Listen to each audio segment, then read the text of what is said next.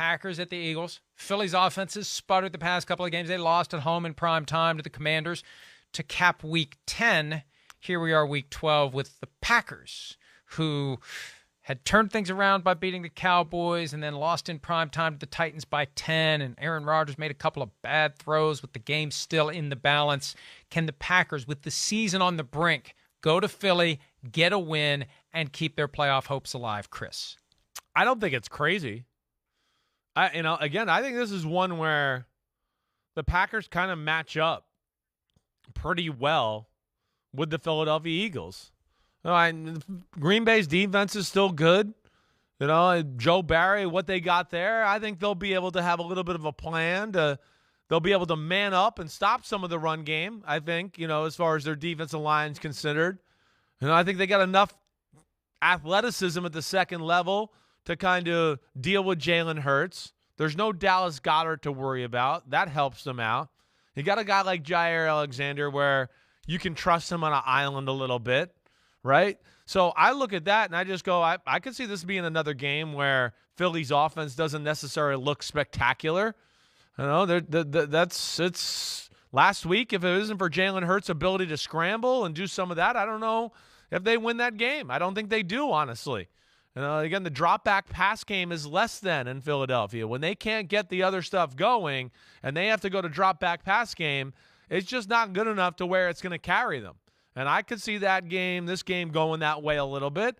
And then Philadelphia, where, again, I think this could be, we know run defense obviously is a concern for them. Here's a team that we know can run the football a little bit.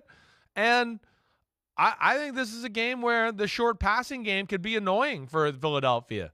I do. Tennessee, I knew would have a plan of dropping guys out and figure out how to slow down some of that stuff by Green Bay. I'm not sure if I've seen enough in Philadelphia's DNA when I watch on film and stuff that they have all the answers to stop some of that. I'm going to pick them to win a game, but here's another game that I'll say if I could see an upset happening this week, this would be it. I'm going to take Eagles 23-20, but I would not be shocked if the Packers somehow won 23-20 either. But I'll ride with the Eagles for right now.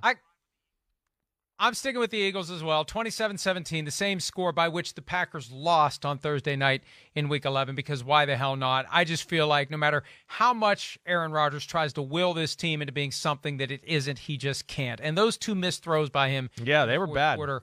There's a few, They though. were so bad. Yeah. And that's the kind of thing where guys in the locker room are going to start, at a minimum, raising eyebrows, at worst saying the old man doesn't have it anymore. And I think that affects the belief that they need to have. And they asked Rodgers, what can you say to this team to make them think they can turn it around? He said, it's not just me, it's the other leaders, not just the people with C on their jerseys, but all the leaders in the locker room got to get these guys rallied around the idea. And I just don't think it's there. I don't think it's there. They were able to stop the bleeding for one night, one afternoon with Mike McCarthy back in town, and maybe that was enough of a kick in the ass to get them to rise up. I don't see it happening against the Eagles, because the Eagles are going to be very determined to keep the lead that they've now reestablished for the 1 seed in the NFC. All right, so I've got 27-17 Eagles. You've got 23-20 with the Packers covering. Thanks for watching, homies. Hit subscribe to see all my Unbuttoned videos. You get to see me, Ahmed Fareed, all the big player breakdowns, game breakdowns, player interviews, and my film analysis. So please subscribe. Chris Simms Unbuttoned. Peace out.